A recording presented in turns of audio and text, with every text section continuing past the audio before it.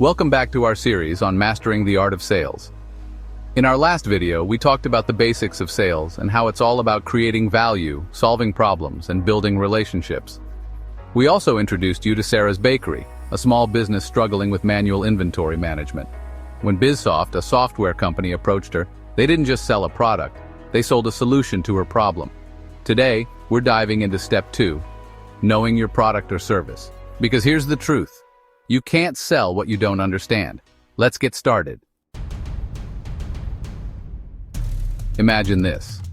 You're pitching a product to a potential customer, but you can't answer their questions. You fumble, you hesitate, and you lose their trust. Now imagine the opposite. You confidently explain how your product works, why it's better than the competition, and exactly how it solves their problem. That's the power of product knowledge. It's not just about making a sale. It's about building trust, credibility, and long-term relationships. And that's why mastering your product knowledge is non-negotiable. Let's revisit our case study, Sarah's Bakery. Sarah was spending hours every week manually tracking her inventory. It was time-consuming, error-prone, and stressful. When BizSoft, a software company, approached her, their sales team didn't just pitch a product.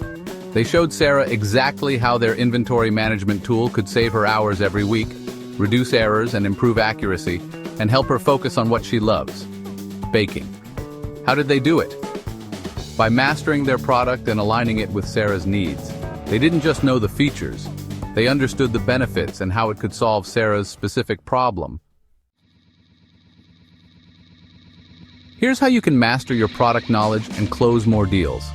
Understand the features and benefits. Features are what your product does.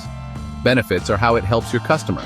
For example, BizSoft's software automatically tracks inventory, which saves time and reduces stress. Know your competitors. What makes your product or service unique? For example, BizSoft's software is more affordable and user-friendly than competitors.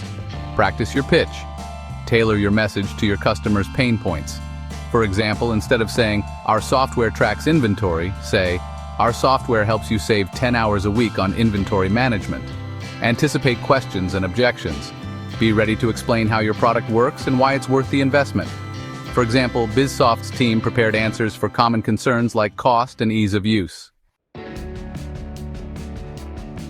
Now, it's your turn. How well do you know your product or service?